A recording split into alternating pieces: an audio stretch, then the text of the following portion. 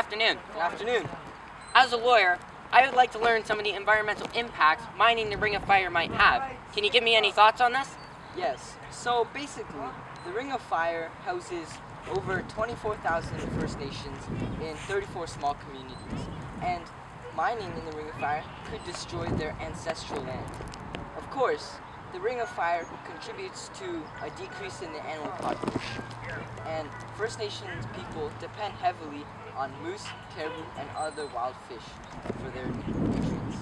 Also, the peatlands contribute to 12 megatons, contribute to storing 12 megatons of carbon each year.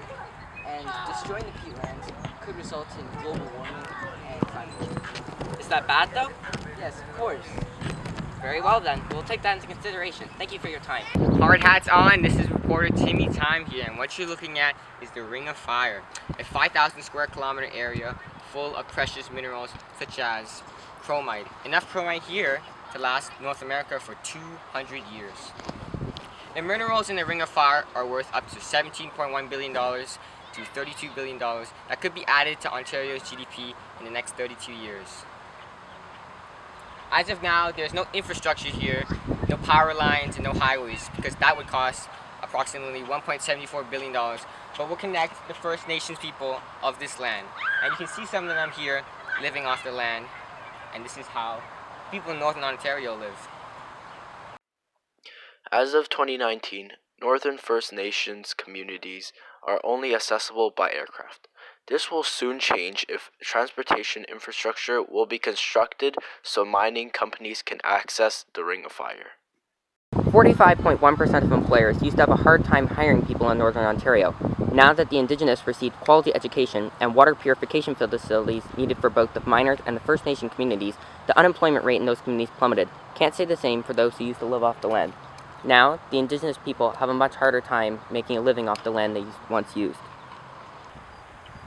When the time comes for Ontario's Ring of Fire to be developed,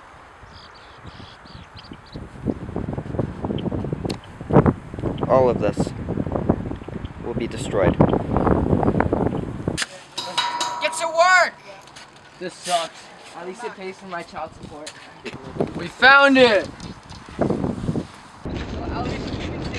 Why did you allow the mine company to start mining the Ring of Fire? Doesn't that go against your beliefs? Although we didn't appreciate this, we need this opportunity. We have high suicide rates, we have high unemployment rates, we have low education standards, and we have poor water for a long time. How long? 30 years. Now, is it worth it? It's hard to say. Only time will tell when the mine is complete whether or not this opportunity is beneficial or a negative impact on our community. Alright, thank you for your time. Oh my God. Water from mamas. Now hurry up!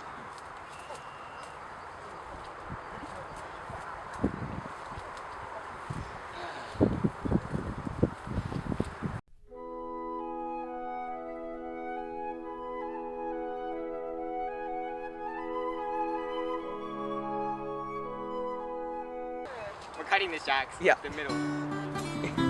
Who's editing it? You're an eye.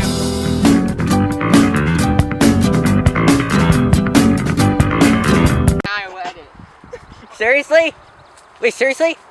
Oh my god! Was there a snake? There's like a green thing slithering. Was it a snake? Yo, let's go. Okay, yo, my water, please. There's so much here. My water, please. You just swore in the middle of it! I don't care. My water, please. What the hell is this? Am I supposed to drink this? It's the water we've been drinking all this time. Now for some smoothing music.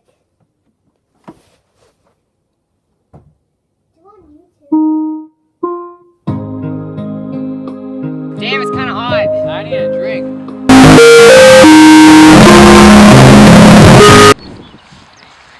Pleasure doing business with you, sir. I agree to let you mine on our lands. I hope we don't regret it. I would like to thank some people who helped me make this masterpiece possible. First of all, I would like to thank our screenwriter Matthew L., some of our cast, Marasha, Jax, Matthew D, and Matthew L., and our wonderful photographer, and screenplay recorder, Jax. I would also like to thank the others that came, even though they didn't do much, but they made our time so much better. Thank you.